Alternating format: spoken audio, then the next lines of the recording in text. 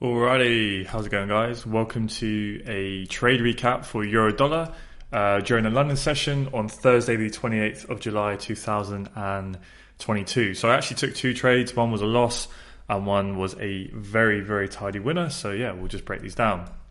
Let's try and keep things reasonably simple because there really is no need to overcomplicate it, and I can be very, very guilty of overcomplicating things at times. Okay, so daily chart. Obviously, we're in a clear bearish trend between a nice swing high and swing low. We're coming off old weekly demand, which is also the big round parity level of 1.00. Okay, so not too surprising that we're seeing that pullback.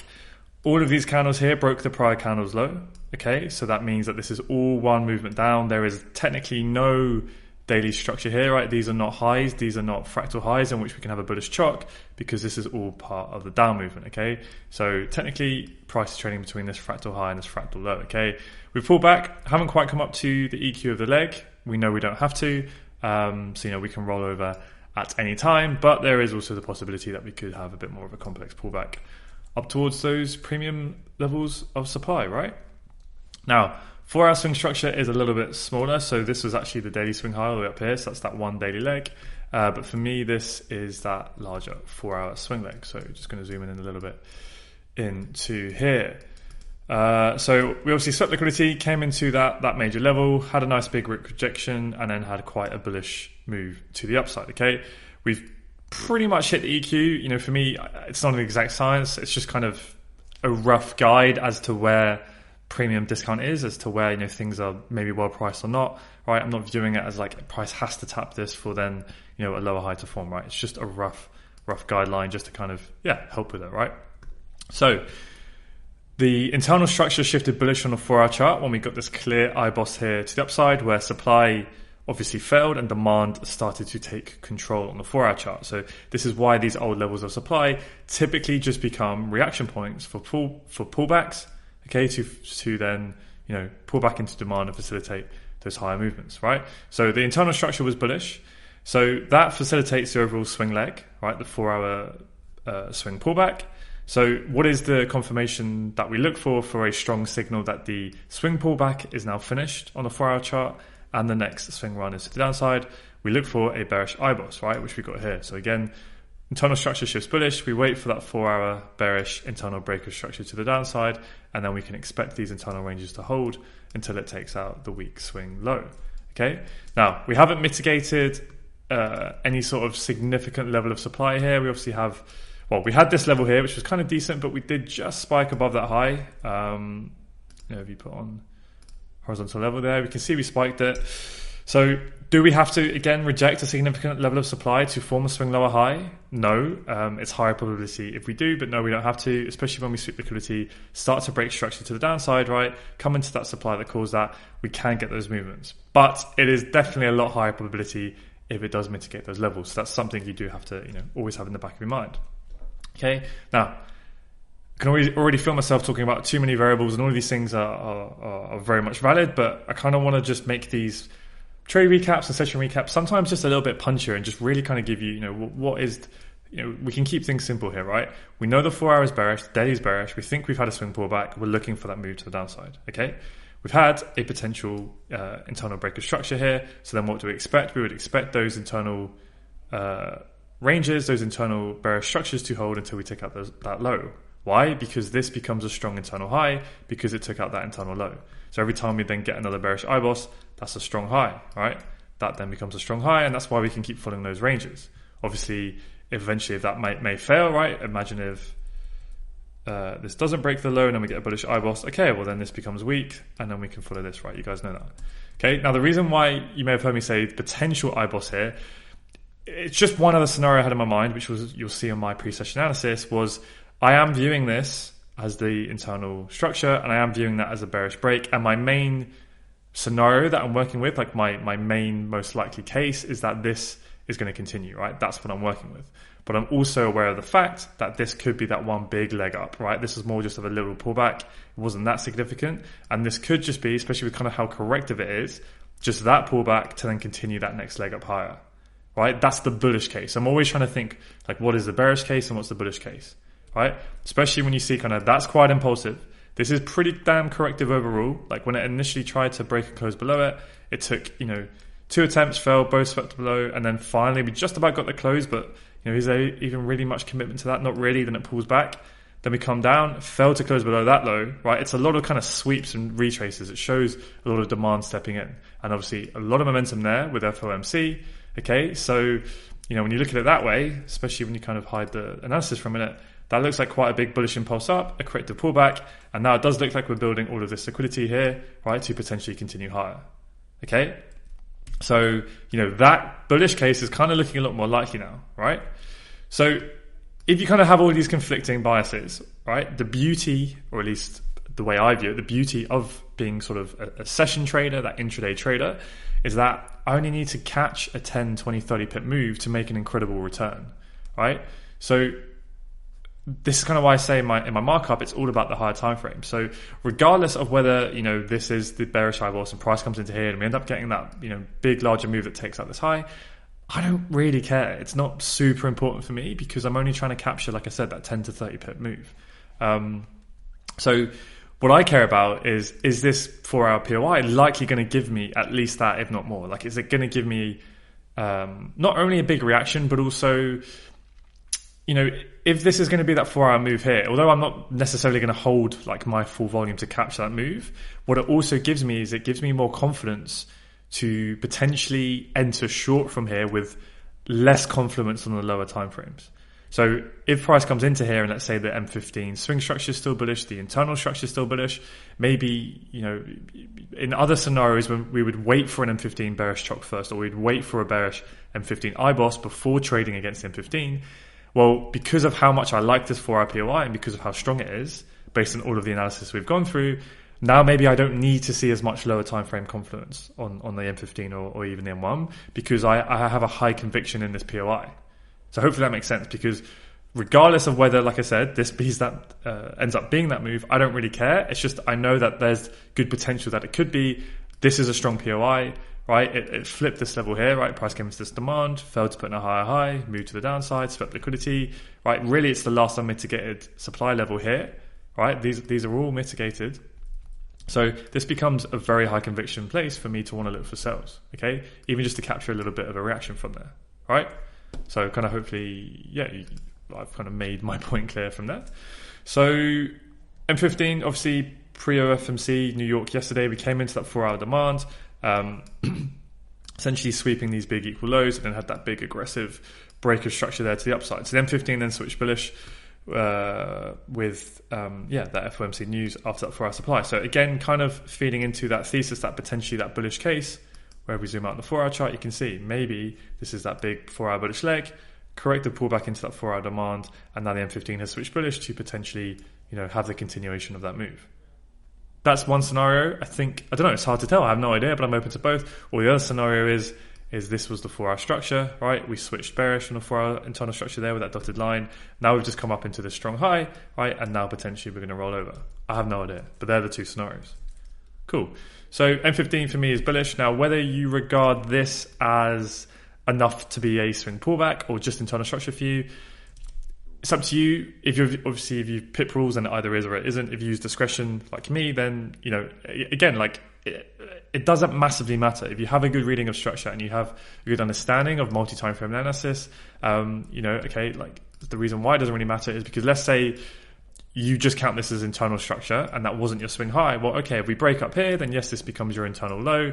But then, if we break here, we can follow structure down into here. Whereas if it's your swing low, right, and we get a bearish swing boss here, yes, we may be bearish in the M15, but you have to be aware that we may have only switched bearish just to mitigate this level here because this is the bigger leg, right? So it's kind of hard to explain because I get it when you're new. You could think swing structure is so important, and it is. I'm not saying that, but it's all about understanding what piece of structure relates to what piece of structure. Again, I don't want to necessarily over confuse people here, but it's more just about, right, if that was your swing low and that was your swing break and we switched bearish here, you just have to understand that maybe we only switched bearish short term to facilitate the pullback of that larger leg. That's all I'm trying to get at here, okay? So whether you kind of classified that as your swing low or your internal low, it doesn't massively matter when you understand how to use internal structure, like to look at that as well, not just swing structure on its own, and also looking at multiple time frames.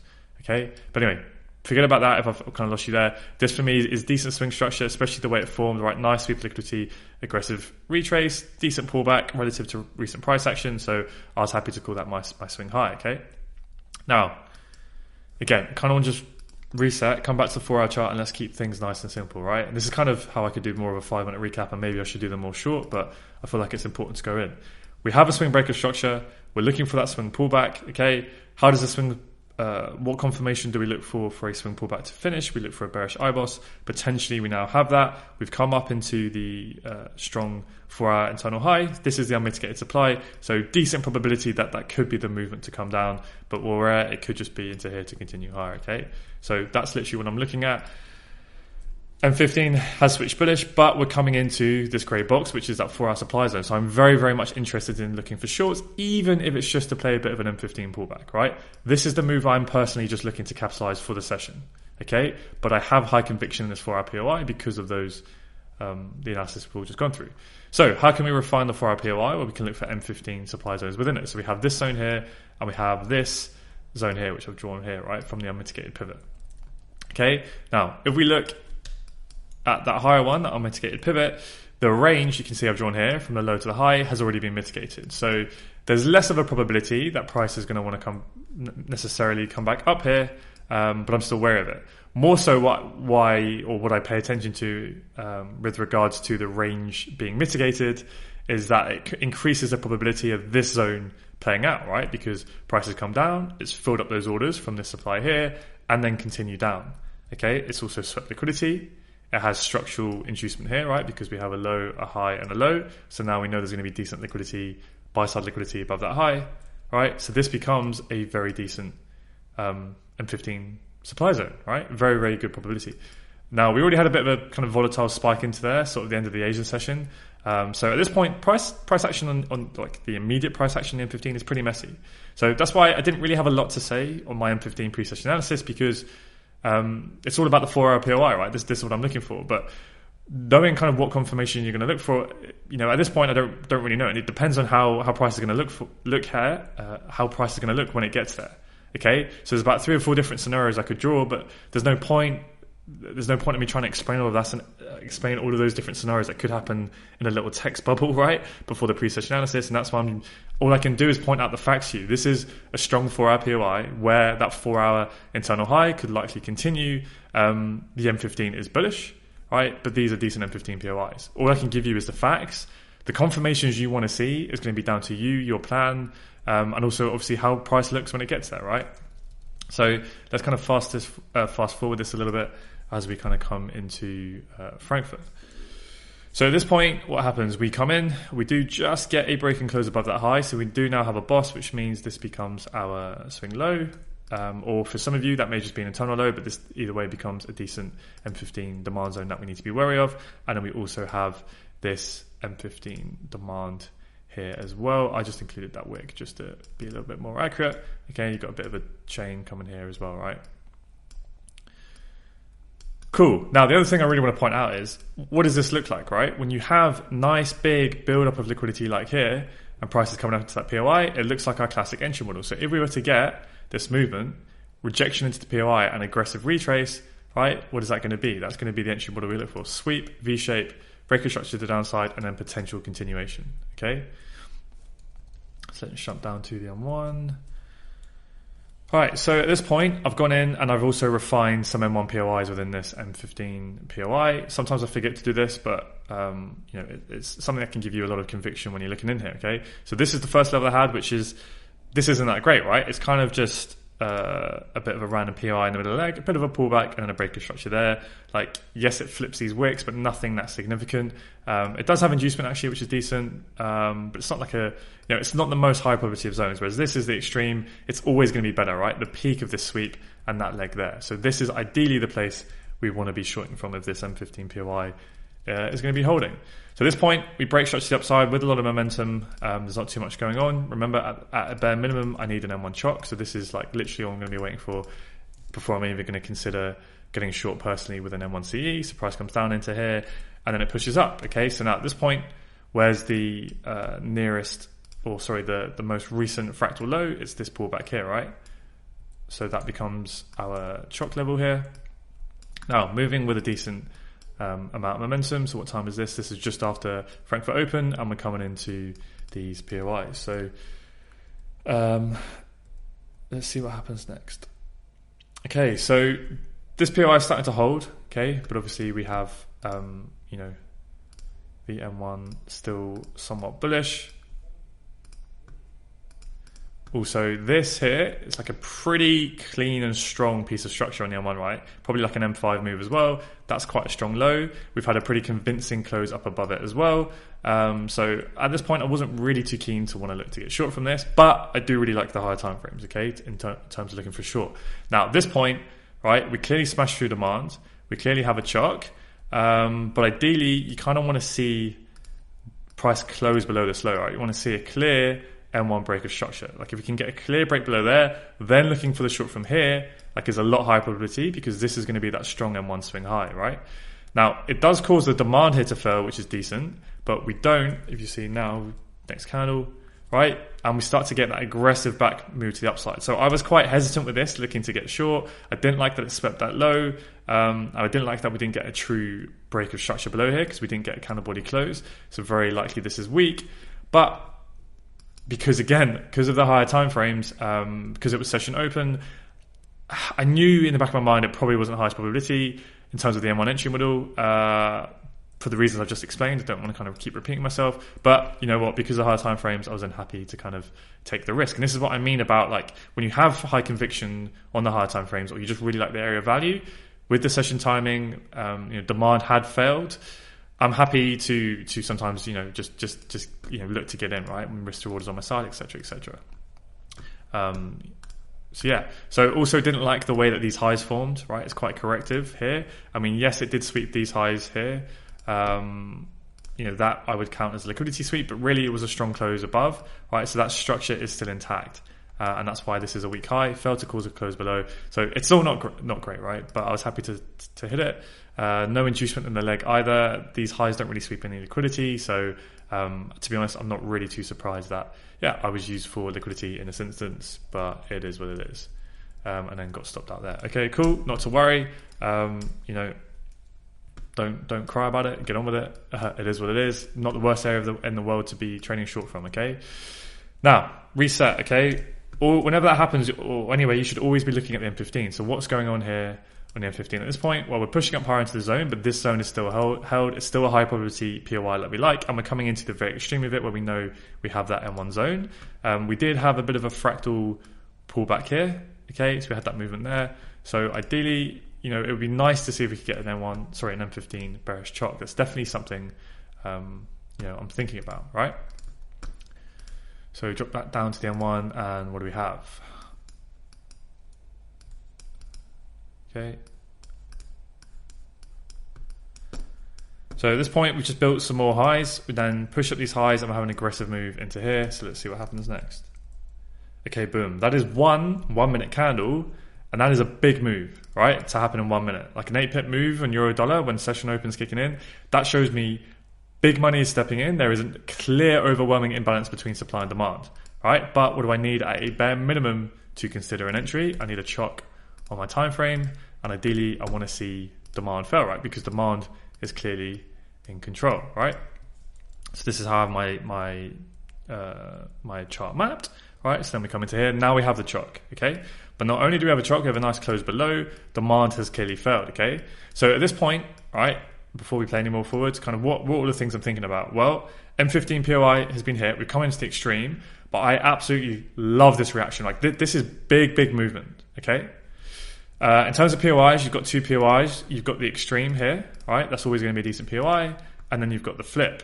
Now, the flip doesn't react to the pivot. Yes, there's these tiny buy to sell wicks, but is that POI I'm interested in? No, it's like a 5-second supply zone. Absolutely not. So this is then when I'll just go, right, it's reacted to the range.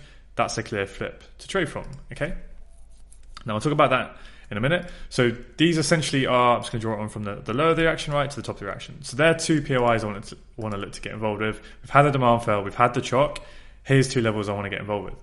Now, if because this is the thought process that went through my mind as well. What I really don't like is that the M15 is still bullish, the M15 internal structure is still bullish.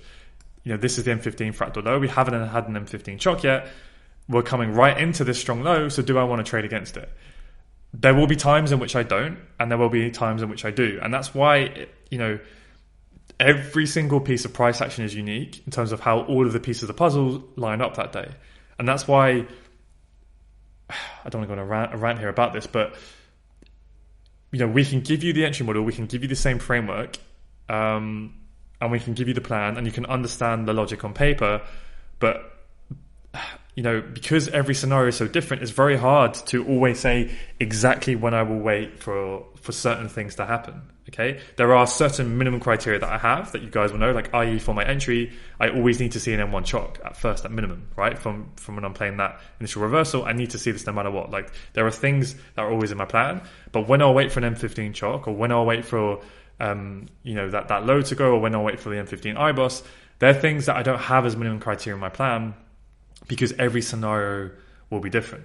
So when you're first starting out, I think it's advisable to have those rules, and that's why we try and kind of give you that systematic beginner trade plan.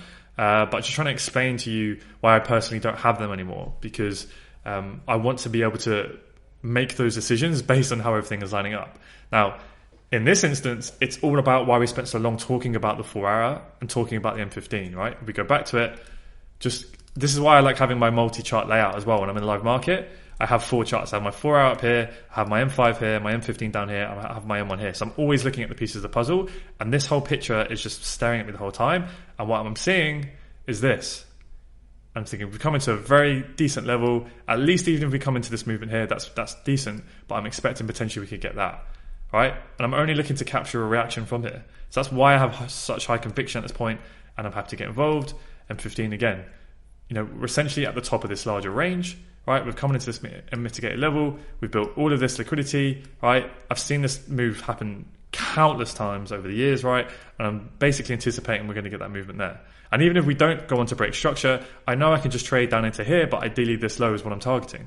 Okay, so it's all of the pieces of the puzzle you have to put together, and it helps you to have high conviction. It's not going to happen overnight. It takes a long time to get to this point, to get to where you have confidence in which to trade against certain confidences. Like, I could have got smacked here, and then, it would have been very, very easy for me to say, well, it was dumb. I was trading into this strong low. Okay, it is what it is. But when you see all of that, the fact we've already kind of had that first liquidation, right, of that high that spiked the low, right? But also, like, boom, that is a big, big move to happen. I just have high conviction. I want to get involved. Like, I'm trying to play that movement here. Okay. Yes, it would be more ideal if we got a failure and break of that low. We got the chock. That then gives us a fresh M15 supply. Price then comes back into our level, and then we can wait for a CE from one of these levels. That's always going to be like the picture perfect scenario. That's going to be the most ideal. Okay. But I'm happy to get involved in this instance. Now, another point as well is when you have 2 POIs, like, which one do you want to go for? Now, I've spoken about this in quite a few session recaps and trade recaps.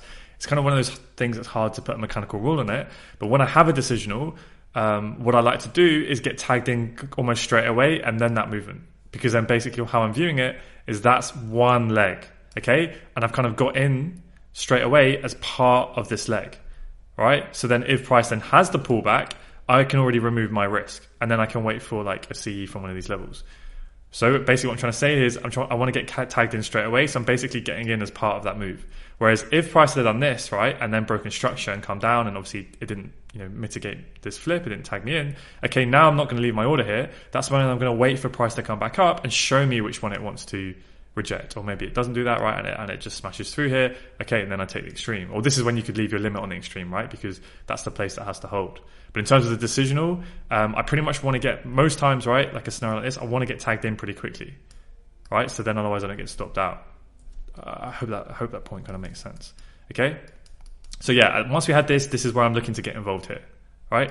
Now, in terms of, yes, the flip did not sweep on the M1. Okay, that's absolutely valid. So if that is currently part of your plan, then yes, this would not be an entry you would take, and that's fine. For me, as you guys hopefully should know, I don't have that rule in my plan. for this exact reason. EU can reject the decisional a lot of the time. Now, something I am going to be tracking a lot more going forward, and something you may want to consider, is looking on the timeframes, lower timeframes, to see if there's kind of a clear sweep. And here we can see there's a nice clear sweep of liquidity on the seconds time frame. So that may also maybe help you, give you more conviction as to whether or not the flip has swept. Okay. Also, another thing I want to add to here is when you get this type of price action, again, this will come with experience. I've just seen the odds of it coming all the way back up here are very, very slim. Like this big move, start of the session open, I'm trying to get in straight away. Like the odds of it coming back up here and smashing through here, they're just not that high. Like I just have high conviction. With the whole way setting this up, it's just hard to kind of give you guys any more sort of rules around this, right? I just can't explain it. I have high conviction that this is going to hold, and if I get stopped out, no problem. I probably would have looked from a C from this level, but this can be another case where I know a lot of people are happy to just leave limits on both, and that may be something you want to consider when trading from high probability M15 POIs. Now, the entry here, I was very, very lucky to get tagged in, because currently what I'm doing is I'm looking to enter on the M1 distal, so of an M1 candle, right? And always enter the distal, stop behind the high. Now, this all happened quite quickly, and it was as I was making coffee, which was a dumb time to make coffee around session open, but it is what it is. And this is where I was fumbling around, and literally was coming up, putting my limit order on. Now, on my broker's data feed, the candle was a little bit lower. It was around here, and I front run that distal by about, I think, half a pip or something. And I literally got tagged in to the pip, to the micro pip. So it was very, very lucky, but I don't like using the term lucky, because then you could always say, well, when I haven't been tagged in, I've just been unlucky. And it just is what it is. It's part of the game. When you're trying to be very, very refined, sometimes you're not going to get tagged in. Sometimes you are, okay? So it is what it is in this scenario. If you didn't get tagged in, don't beat yourself up about it. But the other thing, okay, there's a few things there. I know there's a lot of little information here, and you might be getting lost in the detail, but I just kind of want to talk about everything that's been on my mind, okay? So the other thing as well is when I have such a reasonably small range like this, what I'm thinking about doing is just entering on the distal of the range. Whereas if it's quite a large range, then I don't want to just have be entering here with my stop behind. I want to be a bit more refined. So do I have mechanical rules about what I define as large and small just yet? Not really. It's kind of something that I'm using a bit of discretion. So I kind of want to build something a bit more mechanical around that, right? But just kind of wanted to get my thought process out there. The other thing as well, if you want to really pay attention to the detail here, is look, if we use bar replay as the flip has formed. Right, so as we move down, right, this now is a level of supply, okay? It's not a strong supply because it hasn't broken any structure, but that is your supply, right? It's a candle that's engulfed by the next candle. Now, what happens when that supply is created? What happens with the next candle? Right, it's a bit hard to see unless you understand price action, but prices come down, right? So then that's when the red box, we can draw it on. Now you can see with these buy to sell X, price on the lower time frames has pulled back into it, filled up the orders from that supply, and pushed down. Okay, so without even looking on the seconds, we can see what's happened. Whereas if we look at the seconds, right, what's happened? Oops, price came down, pulled up into that supply, and then pushed down. Right, so now this would become your next unmitigated level in the seconds, right? But we can see that on the M1.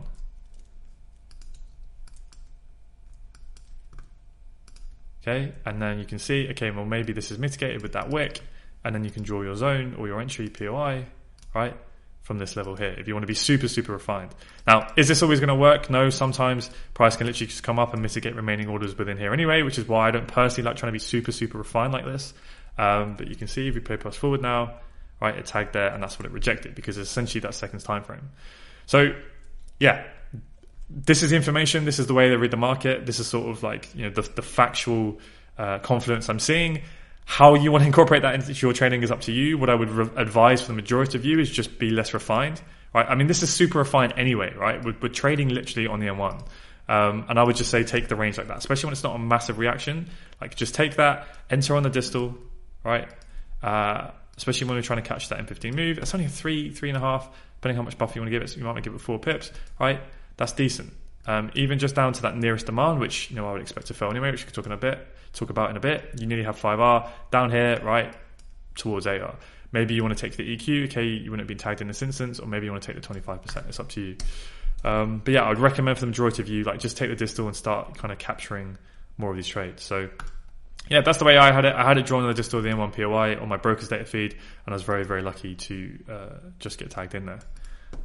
So just put that on. I believe it was a 2.5 pip stop, yeah. There, okay. So I literally got tagged to the pip. So let's play this forward, okay. So we get in, nice reaction away, right? That's absolutely perfect for what we want to see when you're in a trade in terms of, it makes it easy on the psychology to manage. So now let's go back up to the M15 and not stare at M1 price action. You always want to be reassessing what's going on, and obviously that's cheated for us a little bit. But we have now had the chock, the M15 chock, which is ideal, okay?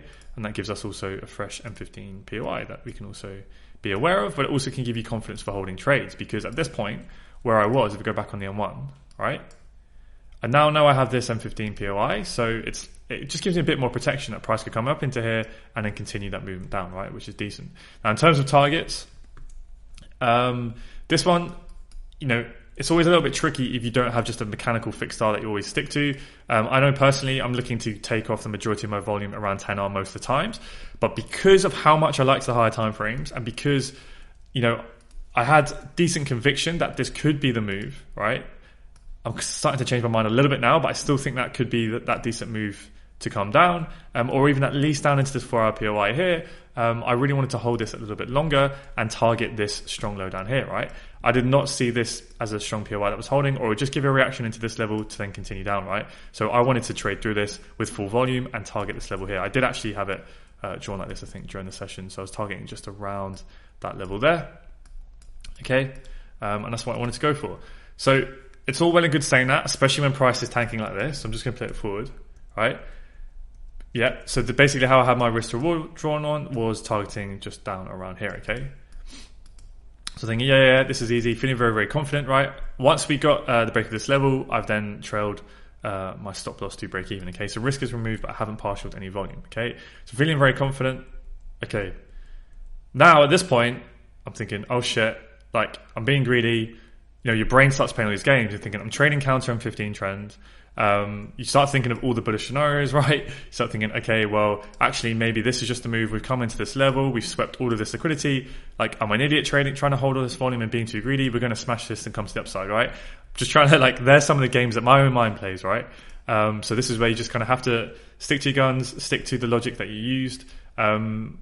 And this is why we preach so much about fixed R targets rather than technical. So let's say you're someone who just uses 10R. No matter what, this is where you can be confident, right? Well, obviously you have to target a little bit more if you have commissions, right? But you'll go, right, well, it hasn't hit my target, so I'm at break even. It is what it is. Like if you look at Tomas's trade recap on the DAX yesterday, which would be the 27th of July, you'll see I think he took 3 break evens and it all came very close to his TP. But he knows over a large sample size of data, that just works. So when you're in this instance, yes, you can feel those emotions and that's going to happen, but you can just sit on your hands because there's nothing to do. You've moved to break even, it hasn't hit your TP, it's set and forget. Whereas for me in this scenario, I am still using a bit of discretion, roughly based on fixed R, but then using discretion with the fixed targets, right? And I wanted to target down here. So now as we're kind of, what would that run? That ran 9R, so about, 7 and a bit, maybe 8R with commissions. I'm thinking, I'm being too greedy. Should have just taken my profits. I'm happy with quick trades anyway. I'm an idiot, right? That was what was going through my mind. But I knew, chill out, right? I don't want to get long from here. I don't think this zone is going to hold. We haven't had a bullish M1 shock yet. We have this fresh M15 supply. If I get stopped out, no problem, right? You can you can come and look for another entry from within here, right? And then you can look for that short and then continue that movement down. It is what it is, right? So no need to stress about it. So what happens? Price starts to move down, which is nice. Obviously, I've refined the M15 supply to that single candle, but really that is that prior range. So you don't really necessarily want to be trading against that. Okay, so just let it play out. It's just building liquidity and it pushes to the downside here. Now, there was a very, very aggressive continuation within here. Again, aggressive is obviously relative, but if you follow the supply mitigations, right, this is then your unmitigated POI, and after we kind of get a fair of that reaction, you could to get involved. But for me, I drew the M15 zone from the bottom of that wick, and it was still within here. It could have been a sweep that then could have done that. It's just not kind of the move I personally want to go for, but yeah, I can definitely see the logic behind that, right? But this is the bread and butter I'm happy to try and sort of focus on. Okay, and then I got stopped out, tagged out for full TP around here. Now, this is what? This is the M15 strong low, regardless of whether it's your swing structure, then it's your strong swing low, so obviously that's more ideal.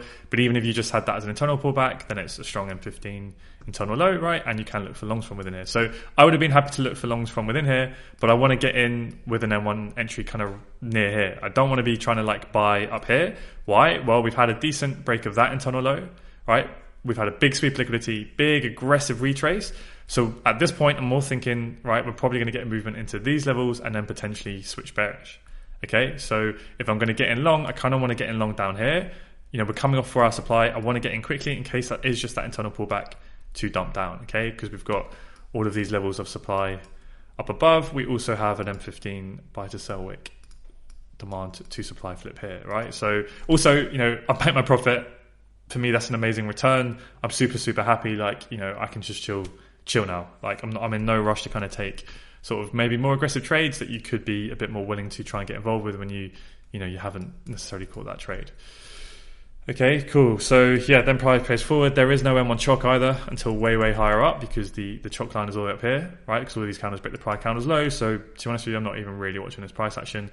I'm not that bothered at all. So I'm just going to play this forward to sort of where we are now, right? Because I appreciate this is pretty long. And there we go. That's why, damn. So we've tanked off. And for those of you who had held that trade, right? You're better at management than me. Those longer terms, that's fine. I'm happy to get out there. I probably would have, it just doesn't work for me holding through these pullbacks. But yeah, it is what it is. So we didn't quite meet that refined M15 supply we tagged into the range, right? And then, yeah, that could have been a potential entry there right at the end of the session as we came into that range. And yeah, you got that movement into the extreme supply there. So yeah, I kind of want to leave that there. Obviously, there's a lot more I could talk about, but I feel like I don't want to overload you with information. So let's kind of do a quick recap. And I kind of want to show you how simple we can keep trading.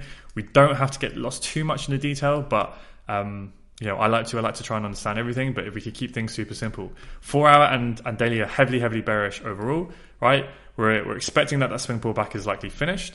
We do have this internal break of structure here, right? So then we've come up into that strong internal high. This is that unmitigated 4 hour supply, and we're expecting these 4 hour internal bearish ranges to hold until we take out that low. We are aware of the bullish potential scenario, okay? But, we're just looking to capture that movement there. This is a flip as well, right? Failed to put in a higher high, this demand, and flip to the downside, swept liquidity. So this is a very, very, very decent POI. You can see a lot of momentum came in. Okay, M15. Yes, it was bullish, but what do we have? Big sweep of liquidity into this high, basically into the extreme, looking for the short to at least play that pullback down into this low, with the potential now, right, after we get that break there, that we could then switch bearish in towards this level here. Which, yeah, would have been lovely in hindsight if I could hold that with full volume, but shoulda, woulda, couldas, don't get too caught up in that, especially when you've banked a decent return, right?